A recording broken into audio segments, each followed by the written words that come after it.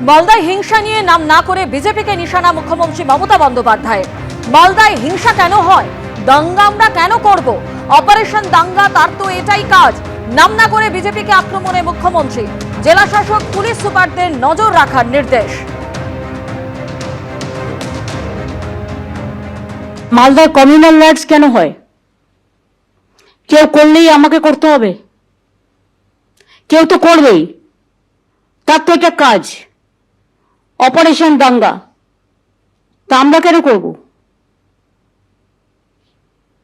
এটাকে ডিএমএসপিদের ভালো করে নজর রাখতে হবে, ঠিক আছে? কমিউনাল টেনশন যেন কোথাও না হয়। আগে থেকে আইবি রিপোর্ট নিয়ে আইবিকে আরেকটু এফেক্টিভ হতে হবে, অ্যাক্টিভ হতে হবে। পলিটিক্যাল লোকেদেরও নজর রাখতে হবে। ভিলেজ পুলিশ তৈরি করা হয়েছিল এই কারণে যে গ্রামের খবরগুলো দেবে। অনেক সময় খবর দিলেও যদি প্রোঅ্যাক্টিভ হওয়া যায়, এগুলোকে বন্ধ করা যায়। একটু প্রোঅ্যাক্টিভ হতে হবে, নট অ্যাক্টিভ না, প্রোঅ্যাক্টিভ। তাহলে কাজগুলো অনেকটা সমাধান হতে পারে।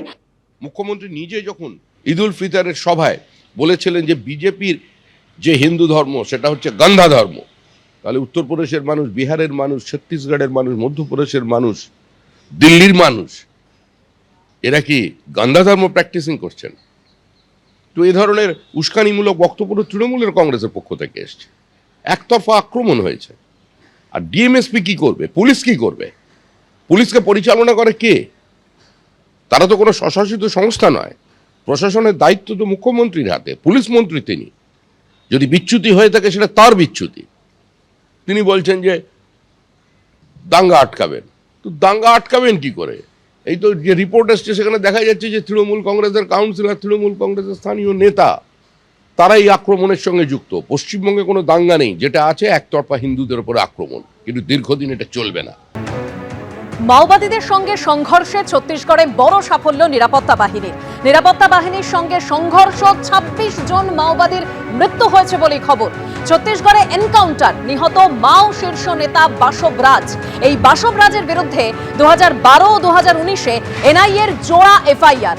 মাওবাদীদের সঙ্গে গুলির লড়াই, এক জওয়ানের মৃত্যু হয়েছে, আহত হয়েছেন আরও এক জওয়ান।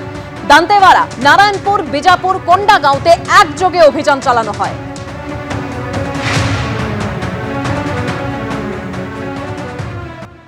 বাড়িতেই গুরুতর জখম লস্কর-ই তৈবার সহ প্রতিষ্ঠাতা আমির হামজা। লাহোরের একটি হাসপাতালে ভর্তি রয়েছে এই জঙ্গি নেতা। লস্কর-ই তৈবার ডেপুটি চিফ সাইফুল্লাহ কাসুরের ছেলে আমির হামজার জখম হওয়ার কথা জানিয়েছে।